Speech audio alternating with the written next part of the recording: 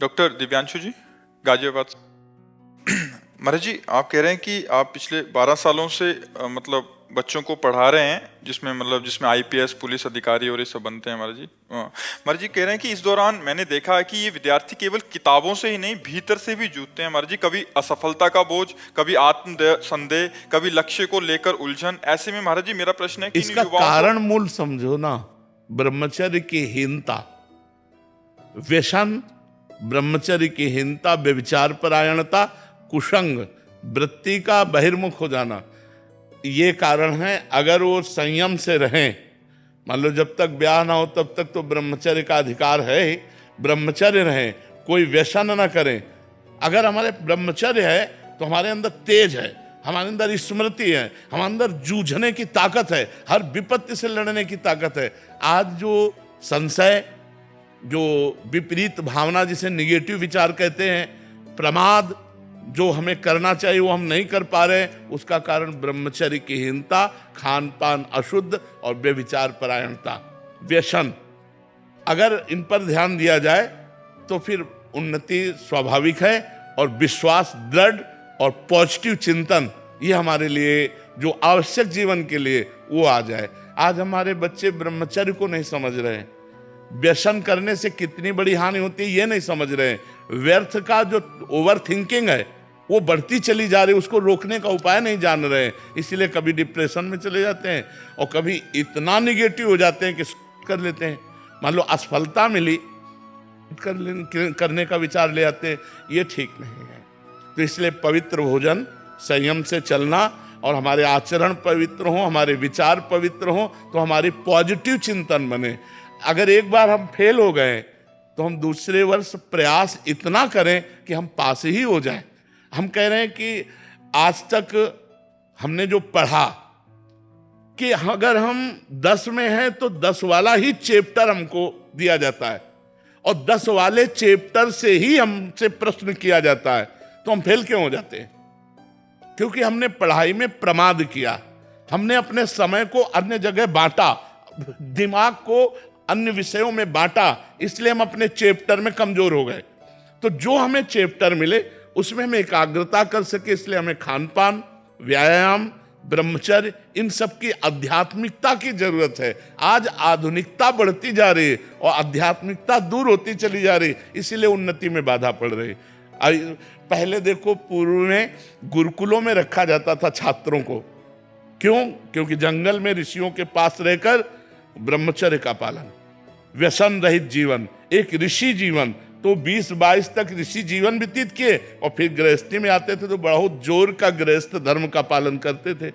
अब 20-22 तक हर बच्चा अपने को संभाल नहीं पा रहा, वो डिस्टर्ब हो रहा है, इतना बोझा पढ़ाई का है, और व्यसन के द्वारा वो अपने को खोखला कर रहा है, व्यभिचार के द्वारा खोखला कर रहा है कि वो संभल नहीं पा रहा। कोई बिरले ऐसे बच्चे होंगे जो ब्रह्मचर्य 20-22 तक रहें, जो व्यसन ना करें। ये हमारे भारत की नवीन पीढ़ी है। अगर ये हमारे भारत के भविष्य बच्चे व्यसन से युक्त रहेंगे, व्यभिचार से युक्त रहेंगे, तो ये हमारे समाज सेवी नहीं बन पाएंगे। किसी पद पर जाएंगे तो ये अपने आचरणों का ही विस्तार करेंगे, घूस लेना, बेईमानी करना, व्यभिचार करना। अगर संयमी है, जितेंद्रीय है, पवित्र आचरण, कोई नशा नहीं, तो हजारों का सुख वर्धन करेंगे, हजारों की सेवा करेंगे। तो ये कमियां हैं जो आज हमारे समाज में नए बच्चों में पहुंचते रही। आहार अशुद्ध, विचार अशुद्ध, आचरण अशुद्ध, व्यवहार अशुद्ध, गंदी फिल्में देखना, गंदा भोजन पाना, गंदे आचरण करना, गंदे विचार से युक्त रहना। हम ये नहीं कह रहे कि सब, लेकिन अधिकतर इसमें बच्चों को देखो। कई बच्चे हमको हॉस्टल के बताए कि अगर हम नहीं करना चाहते तो हमको करना पड़ेगा, क्योंकि हमारे दोस्त हमें टॉर्चर करते हैं, कहते तुम पुराने जमाने को क्या क्या कहते हैं। अगर हमारे गर्लफ्रेंड नहीं तो हमें नीचा दिखाया जाता है, अगर हम नशा नहीं करते तो हमें नीचा दिखाया जाता है। तो जहाँ बहुत लोग उसी स्वभाव के हैं, तो अच्छे बच्चों को भी उसी स्वभाव में परिवर्तित होना पड़ता है। इसलिए हमें लगता है माता पिता को चाहिए अपने बच्चों के जीवन की रक्षा करें, उनके चरित्र को बचावें, उनके स्वभाव को बचावें। नहीं तो इस अवस्था में यदि चरित्र दूषित हुआ, व्यसन परायण रहे, तो गड़बड़ हो जाएगा, फिर उनका भविष्य गड़बड़ हो जाएगा। अखिलेश पांडे जी, गोरखपुर। महाराज जी आप कह रहे हैं कि आपके वहाँ एक कुरीति फैली हुई है कि दीक्षा जो मतलब ऑप्शन देते हैं दीक्षा गुरुजी की पंचाक्षरी मंत्र ले लो तो मांसाहार कर सकते हो, लहसुन प्याज खा सकते हो, द्वादश अक्षर मंत्र मत लेना, या उसको लेते हो तो फिर आप नहीं पा पाओगे। तो महाराज जी ऐसा है क्या शास्त्र में कि शिव जी का ऐसा मंत्र ले लो बिल्कुल जिससे आप सब कुछ खा पी सकते हो? बिल्कुल बिल्कुल नहीं, ऐसा कहीं शास्त्र आज्ञा नहीं करता। पंचाक्षरी मंत्र महामहिम मंत्र है, आप इसे खिलवाड़ समझते हैं? इसे जो ऐसा लोग कहते हैं कि ये सब निकृष्ट बुद्धि भ्रष्ट बुद्धि के लोग कहते हैं, ये घोर पाखंडी की बात है।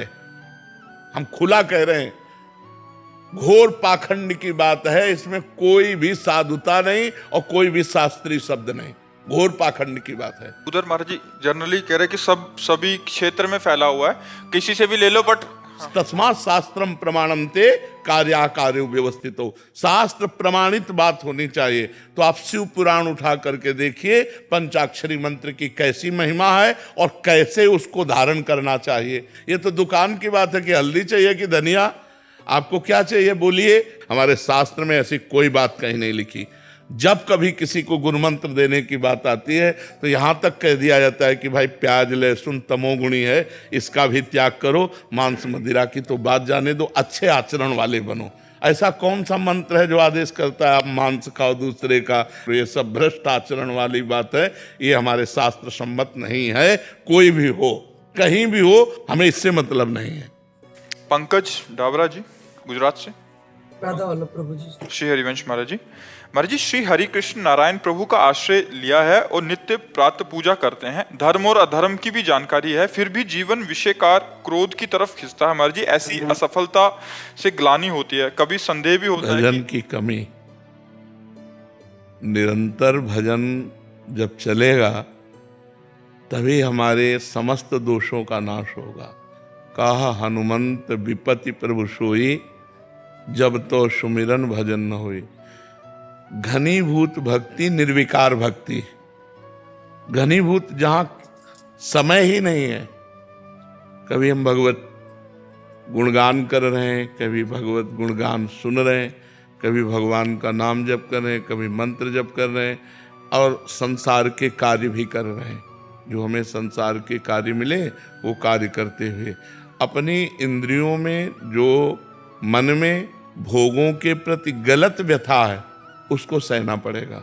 यम ही न व्यथयन्ते पुरुषम पुरुषर्षभ सम दुख सुखाधीरम सोमृतत्वाय कल्पते। जो मन और इंद्रियों के द्वारा दी हुई व्यथा को सह जाता है, व्यथित नहीं होता, वही अमृत पद का अधिकारी होता है। तो ये सहना पड़ेगा हमें। जैसे इंद्रियां गलत मार्ग में जा रही हैं, गलत भोगों का चिंतन कर रही हैं, हमारा नाम जब भी चल रहा है लेकिन वो चिंतन चल रहा है, तो उसके द्वारा जब हमारे अंदर एक जलन पैदा होती है, एक व्यथा पैदा होती है, उसको हम सहते हैं तो हमारे पाप नष्ट होते हैं और वो दुर्वासना भी नष्ट हो जाती है और हम भगवत प्राप्ति की तरफ आगे बढ़ते हैं। पर ये लड़ाई 2-4 दिन की नहीं है, ये दीर्घ काल निरंतर सत्कार सेवितो दृढ़ भूमि। जब लंबे समय तक हम ऐसी साधना करेंगे तब हम इस पर पार पा पाएंगे। ये तो बहुत कठिन है, बहुत कठिन है भगवत प्राप्ति, क्योंकि हम घसीटते हैं प्रभु की तरफ मन को और मन घसीटता है हमें भोगों की तरफ, और भोग सामने हैं और प्रभु अव्यक्त है। प्रभु तो दिखाई नहीं दे रहे और भोग सामने हैं, तो मन हमारा घसीट कर भोगों में डाल देता है, अभी भोगो और अभी सुखी हो। भगवान तो बाद की बात है, भोग तो अभी है, अभी भोगो अभी सुखी हो जाओ।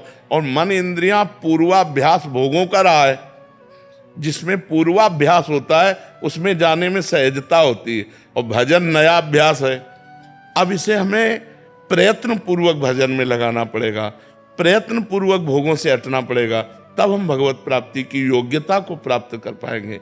नहीं तो हमारा जब मन गंदा, हमारी इंद्रियां गंदी, तो फिर भगवान निर्मल मन जन सो मोहि पावा, मोहि कपट छल छिद्र न भावा। यदि निर्मल मन है तो भगवत प्राप्ति, नहीं तो फिर वो भोगों की तरफ खींचेगा। हमें रोकना पड़ेगा, हमें सहना पड़ेगा। मात्रा स्पर्शास्तु कौन्तेय शीतोष्ण सुख दुखदा, आगमा पाइनो अनित्यास तास्तितिक्षस्व भारत। जो ये इंद्रियों के स्पर्श जनित सुख है, इनसे हटना होगा। अनुकूलता प्रतिकूलता लाभ हानि सुख दुख को समान भाव से सहते हुए जब हमारा भजन होता है तब भगवत प्राप्ति होती है जी। सुमन सौरभ जी। श्री हरिवंश महाराज जी। महाराज जी, पिछले 1 वर्ष से आपकी वाणी यूट्यूब के माध्यम से सुन रहा हूँ और गहरा परिवर्तन आया है। आपकी वाणी के प्रभाव से मांसाहार, मद्यपान, क्रोध, परस्त्री आकर्षण जैसे दोषों का त्याग हो गया। मन पहले से शांत रहने लगा है। बीते 4 महीनों से धामवास भी कर रहा हूँ महाराज जी। महाराज जी, अभी आप कह रहे हैं कि आपकी वाणी में महाराज जी ऐसा क्या विशेष है, ऐसा कौन सा अद्भुत तत्व है जो बिना प्रत्यक्ष सानिध्य के भी भीतर से इतना रूपांतरण कर देते हैं? श्रद्धा है तो हमारी बात आपको अच्छी लगेगी, और अगर तर्क है तो हमारी बात आपको पसंद नहीं आएगी। संतों का जो कृपा प्रसाद है वो श्रद्धालु जनों के अंदर अव्यक्त रूप से काम करता है, क्योंकि संतों के कार्यकर्ता भगवान है। तो जैसे आपने सुना और आपने माना कि संत वाणी है, इसके अनुसार चलना चाहिए, तो हम चल पड़े। रोहित जी। राधे राधे महाराज जी। महाराज जी, मेरा प्रश्न है कि जब सब कुछ ईश्वर ही है तो फिर मैं कौन हूं जो उसे जानना चाहता हूं? जानने वाला भी वही है, जानने का विषय भी वही है। जब जान जाओगे तो जानत तुम्हें हो जाए। जब जान जाओगे तो जिसको जानना चाहते थे वही तुम निकले। ब्रह्मविद ब्रह्म ही भवति। अभी ऐसे थोड़ी, जब तक साधना नहीं करोगे तो बातों से थोड़ी जान जाओगे।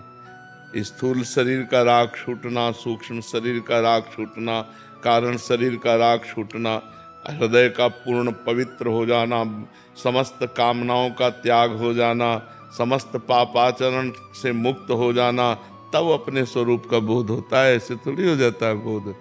खिलवाड़ थोड़ी कि शास्त्र वाक्य सुन लिए और पढ़ लिए उनसे ब्रह्म बोध हो जाएगा, ऐसे नहीं होता।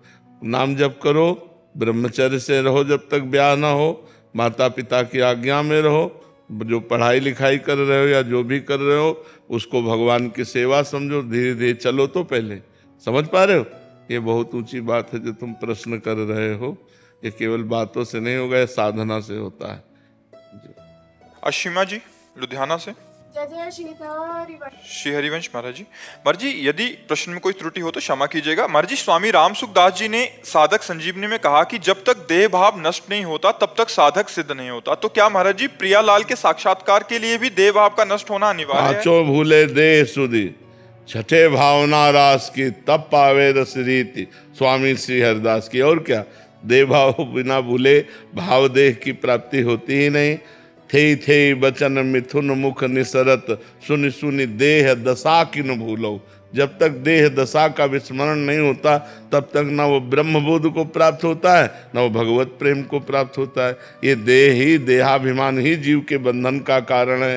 ये देहाभिमान ही काम क्रोध का घर है। इसी से आवागमन हमारा जो जन्म मरण हो रहा है, इसी देहाभिमान से हो रहा है। नाम जप करे, संतों का संग करे, शास्त्र स्वाध्याय करे, पवित्र आचरण रखे, पवित्र भोजन पावे, तब बुद्धि शुद्ध हो, तब बात समझ में आवे।